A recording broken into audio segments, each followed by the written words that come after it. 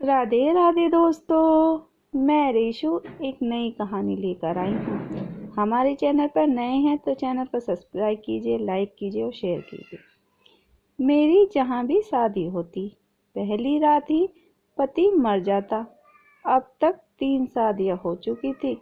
खानदान में सब मुझे मनोज कहने लगे थे। मुश्किल से एक जगह शादी हुई तो सास पति को मेरे पास आने न देती। कहती थी मेरा बेटा मर जाएगा। मेरे सारे काम देवर करता था।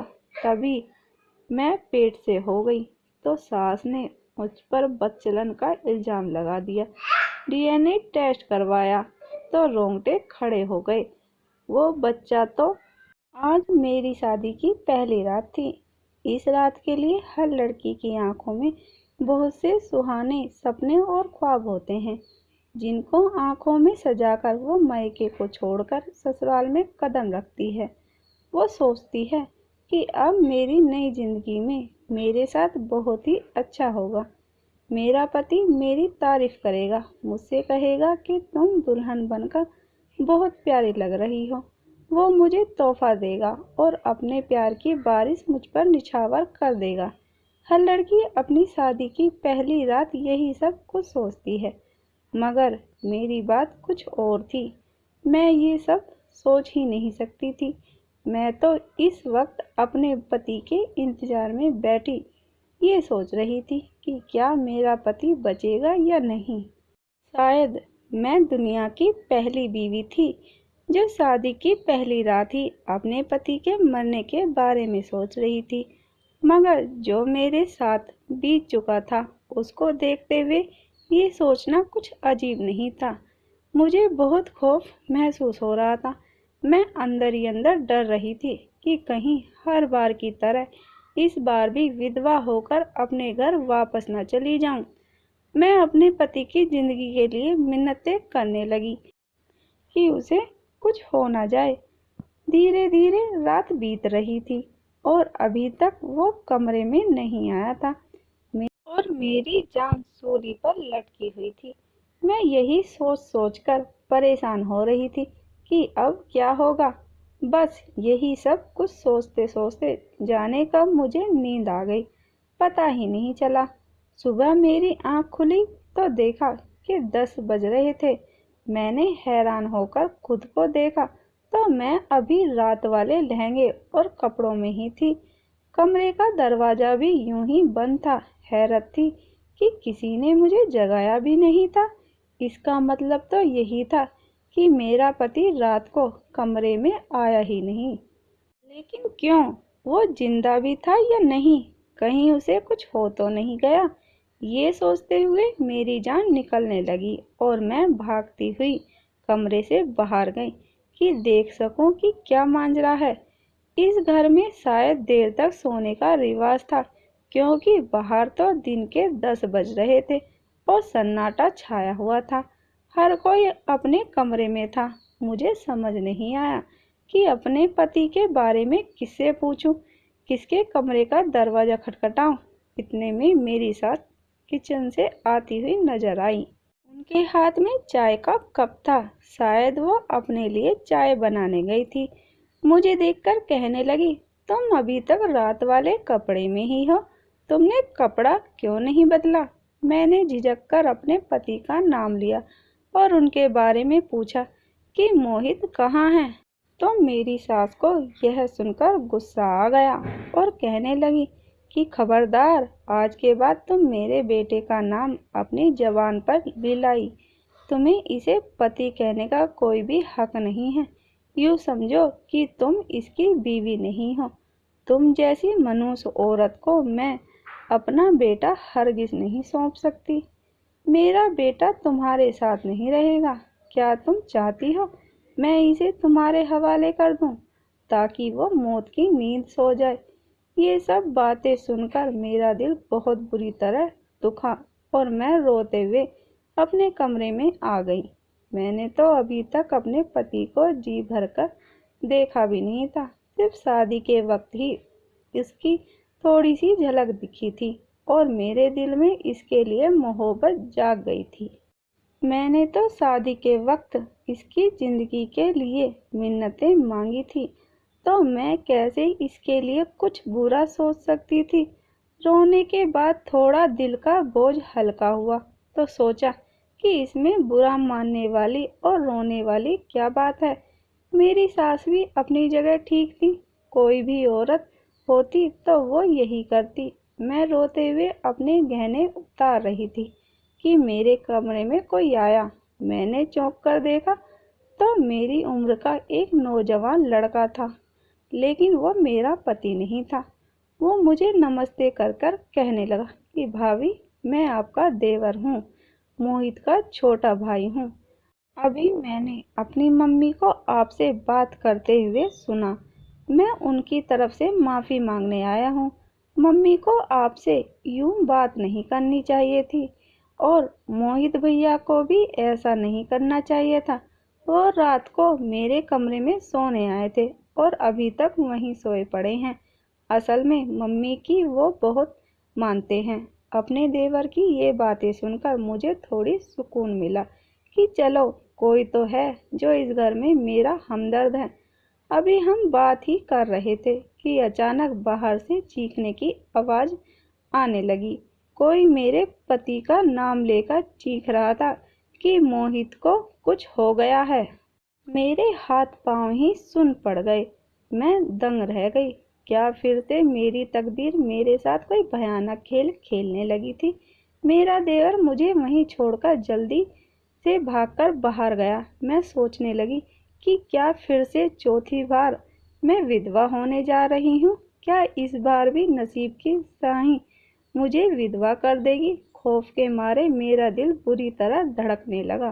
पसीने छूटने लगे। मेरा दिल चाहा कि बाहर जाकर देखूं क्या हुआ है, मगर हिम्मत ना हुई। मैं वहीं कमरे में अपने पति के लिए प्रार्थना करने लगी। मेरा नाम मंजू है। मैं एक खुशहाल घराने से ताल्लुक़ रखती हूँ। 4 भाइयों की इकलौती और लाडली बहन होने के साथ साथ मैं अपने माँ बाप की आंखों की तारा भी थी। मेरे पापा शहर के जाने माने बिजनेसमैन थे। मेरा बचपन बहुत अच्छा गुजरा, जैसे कि कोई भी चाहता है। मेरी ख्वाहिश को लबों तक आने से पहले ही पूरा कर दिया जाता था। मेरे पापा और मेरे भाई मुझ पर जान छिड़कते थे। जो चीज़ें भी मैं मांगती थी, चाहे वो दुनिया के दूसरे ही कोने में से क्यों ना हो, मेरे पापा मुझे ला कर देते थे।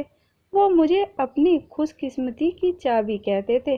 पापा का कहना था कि जब मैं पैदा हुई तब से उनके हालात ऐसे बदले कि आज तक शायद मेरी ही वजह से उनके घर में इतनी तरक्की हुई है।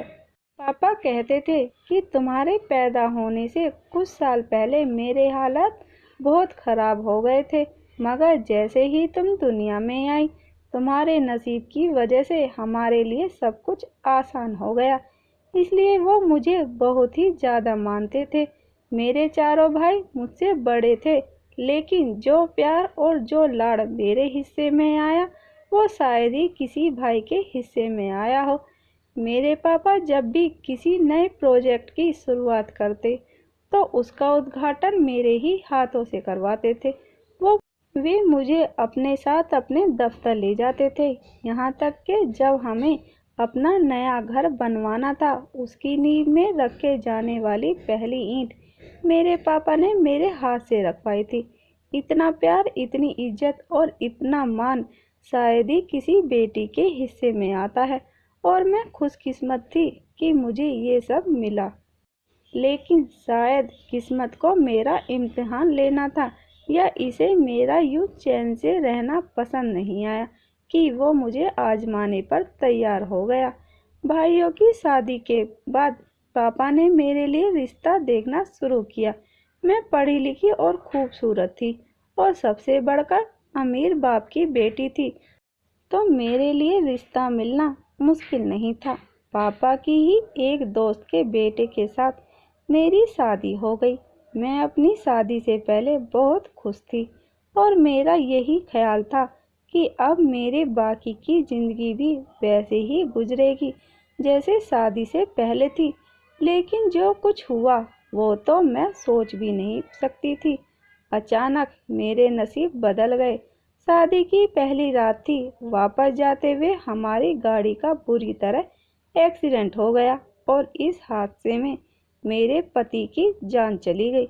लेकिन हैरानी ये थी कि मैं साफ बच गई और मैं सुहागन बनने से पहले ही विधवा हो गई। शादी की पहली रात का टूटा सपना लिए मैं वापस अपने घर में हमेशा हमेशा के लिए आ गई।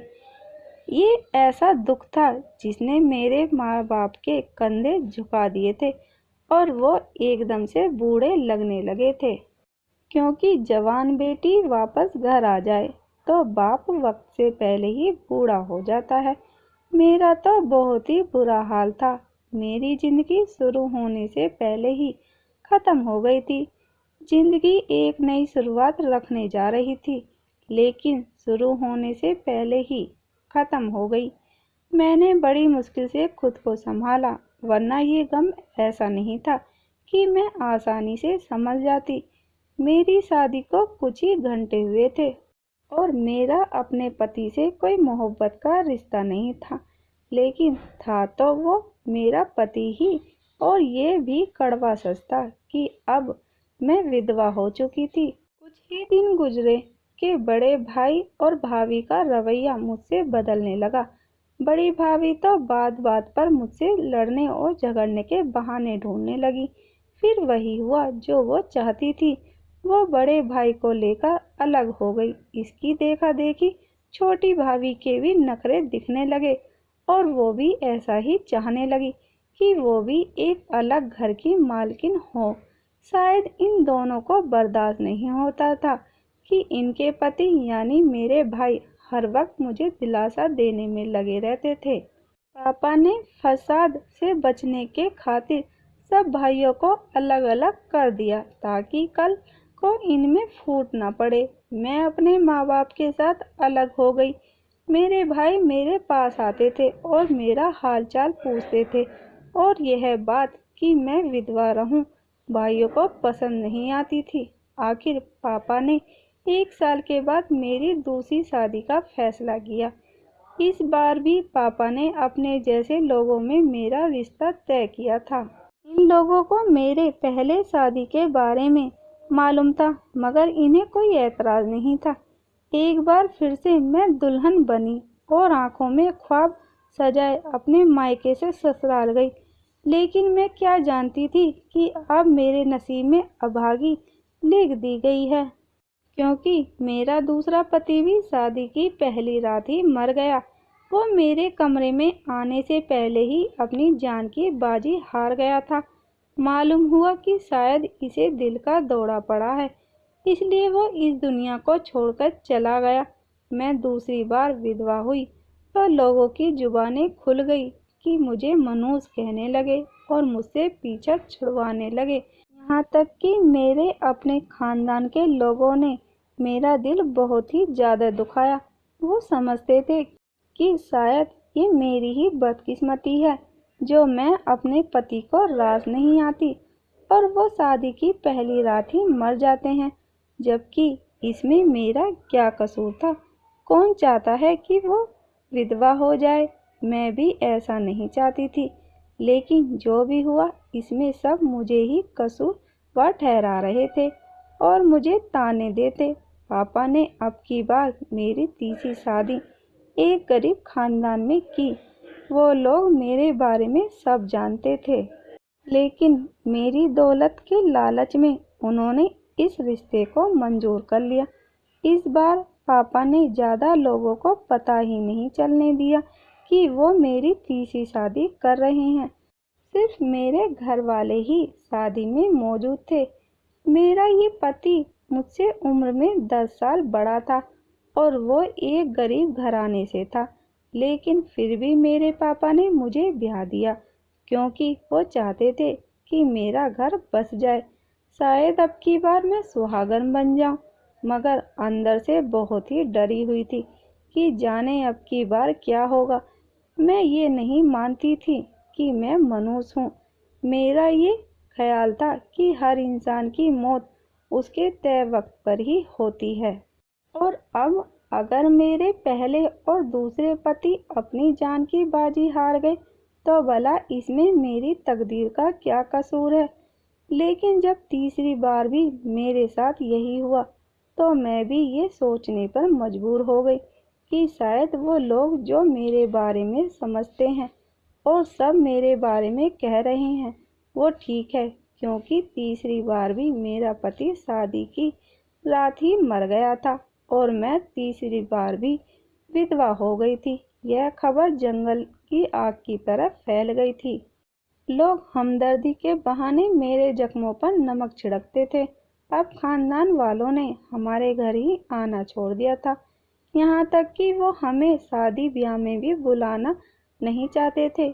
मेरी भाभी मुझे अपने बच्चों के पास न आने देती थी कि मेरी मनूसी इनके बच्चों को ही नुकसान न पहुँचा दे।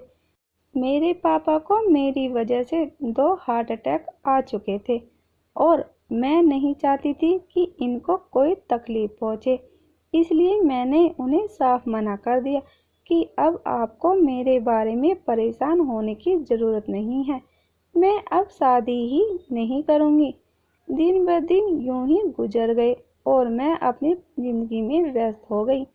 मैंने खुद को किताबों में और पढ़ाई में व्यस्त कर लिया ताकि मैं किसी काबिल बन सकूं। मैं अपनी ज़िंदगी से शादी का नाम ही निकाल चुकी थी। लेकिन फिर एक दिन पापा ने मुझे अपने पास बुलाया और कहने लगे कि मेरी ज़िंदगी का अब कोई भरोसा नहीं। मैं चाहता हूँ कि अपनी ज़िंदगी में ही तुम्हें विदा कर दूँ। तुम्हारे लिए एक बहुत अच्छा रिश्ता आया है। इन लोगों को तुम्हारे बारे में सब कुछ मालूम है, फिर भी वो सब शादी करना चाहते हैं। हालांकि मैंने इन्हें सब कुछ बता दिया, लेकिन इन्हें इस रिश्ते से कोई एतराज़ नहीं था, तो मैं तुम्हारी शादी वहीं करना चाहता हूँ। मैंने यह सुनकर पापा को मना कर दिया कि मैं अब हरगिज़ अपने आप को एक नए तजुर्बे के लिए तैयार नहीं कर सकती। लेकिन पापा ने मुझे अपनी कसम देकर शादी के लिए तैयार कर ही लिया और इस शादी के बाद मैं अभी अपने ससुराल में थी और कमरे में बैठी डर रही थी कि न जाने मेरे अब वाले पति का क्या हाल होगा, जो सभी चीख चिल्ला रहे थे।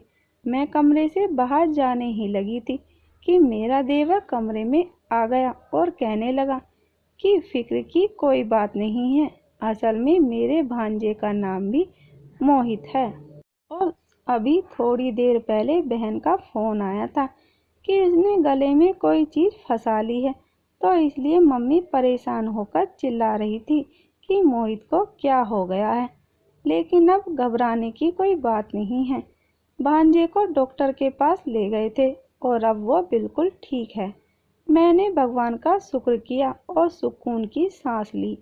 मेरा देवर अमित बहुत ही अच्छी सोच वाला था। मेरा पति तो मुझे बुलाना तक गवारा नहीं करता था, मगर ये मेरे सारे काम करता और मेरे आगे पीछे घूमता था।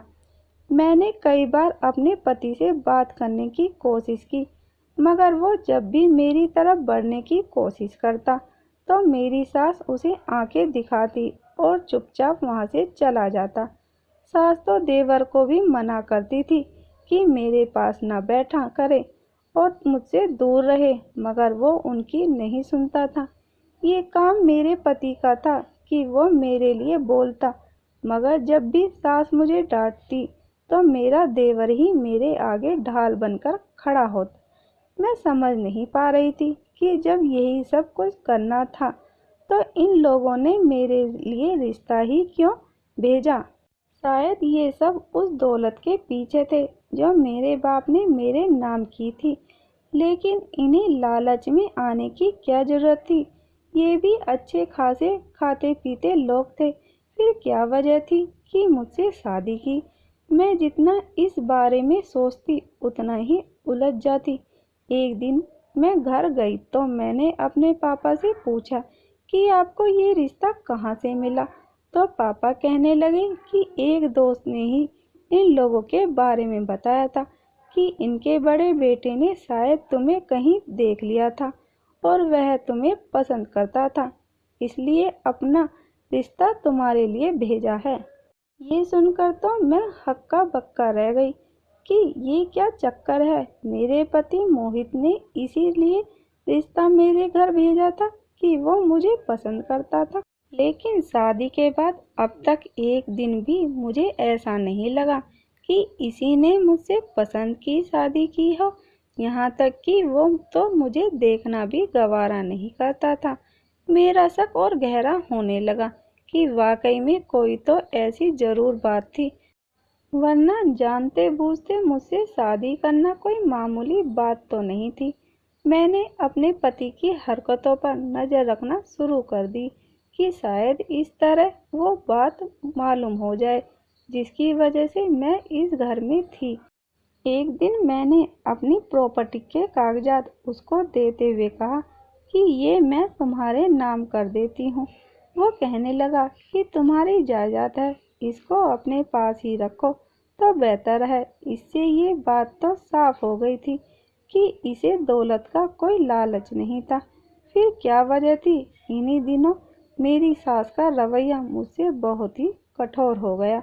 मुझसे घर के सारे काम करवाने लगी, यहाँ तक कि खाना भी न देती।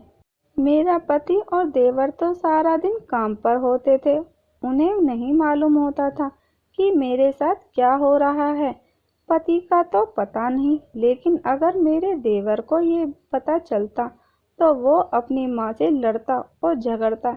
इसलिए मैंने उसे कुछ नहीं बताया। एक दिन छुट्टी थी और मैं सबके लिए चाय बना रही थी। अचानक मुझे चक्कर आया और मैं गिरकर बेहोश हो गई। होश आया तो मैंने खुद को अस्पताल में पाया। बाकी सब भी मेरे पास थे और एक अलग ही तमाशा लगा हुआ था। मैं समझ ही नहीं पाई थी कि क्या बात है। मेरी सास मेरी तरफ देखकर कहने लगी कि तुम पतियों को रास नहीं आती हो, ये तो हम जानते ही थे, मगर बच्चलन भी हो ये नहीं मालूम था। मैं तो अपने बेटे को तुम्हारे करीब तक नहीं आने देती थी, तो फिर तुम प्रेग्नेंट कैसे हो गई? यह सुनकर मेरे ऊपर जैसे कमरे की छत गिर गई हो। मैंने घबरा कर कहा कि ये आप क्या कह रही हैं? ऐसा तो कोई बात नहीं है। मैं गर्भवती कैसे हो सकती हूँ? ऐसा कैसे मुमकिन है? सास ने रिपोर्ट मेरी तरफ फेंक कर कहा कि ये देख लो, रिपोर्ट तो गलत नहीं कह रही है ना। हम तुम्हें यहाँ लाए क्योंकि तुम घर में बेहोश हो गई थी और यहाँ पर तुम्हारे टेस्ट किए तो डॉक्टर ने ये खबर सुनाई। अब तुम ही बताओ कि इस बच्चे का बाप कौन है? मेरे किरदार पर इतना बड़ा इल्जाम लगा था कि मेरे तो रंग ही उड़ गए थे। ऐसा तो कुछ भी नहीं था। तभी मैंने अपने पति को बोलते सुना। वो कह रहा था कि अम्मी बस करें, मैंने आपको कहा भी है कि ऐसा कुछ नहीं है। जरूर ये रिपोर्ट झूठी है। वो जिंदगी में पहली बार मेरे लिए बोल रहा था। मेरा देवर भी वहाँ मौजूद था, लेकिन आज वो बिल्कुल चुप था और इसकी चुप्पी मुझे बहुत बुरी लग रही थी। उसे मेरे किरदार की गवाही देनी चाहिए थी। मेरी सास कहने लगी कि नहीं, मुझे तो अभी ये जानना है कि ये किसका बच्चा है। डीएनए टेस्ट करवाओ। अचानक मेरा पति चीख कर बोला कि अब बस बहुत हो गया। मैं अब तक आपकी सारी बातें खामोशी से मानता आया हूँ, लेकिन अपनी बीवी के किरदार पर मैं एक उंगली भी बर्दाश्त नहीं कर सकता। आप इसे मनोज कह रही हैं, जबकि आप तो ये तक नहीं जानती कि इसकी जिंदगी उजाड़ने के पीछे आपके अपने ही बेटे का हाथ है। ये आपका छोटा बेटा एक दिमागी मरीज है। मंजू के पिछले तीनों पतियों की मौत का जिम्मेदार भी यही है। मैंने इसकी डायरी पढ़ी तो यह मालूम हुआ कि ये मंजू के ही कॉलेज में पढ़ता था और इसी के लिए जुनूनी है, जबकि वो तो इसको जानती तक नहीं। और अपने इसी पागलपन में इसने मंजू के तीनों पतियों की जान ले ली ताकि वो इसे अपना बना सके। ये सब मैंने इसकी डायरी में कुछ साल पहले पढ़ लिया और मैं पढ़कर यकीन नहीं कर पाया कि यह इस हद तक पागल हो चुका है। इसमें इतनी हिम्मत तो होती नहीं थी कि मंजू से जाकर अपनी मोहब्बत का इजहार करता, उल्टा इसकी जिंदगी बर्बाद कर दी।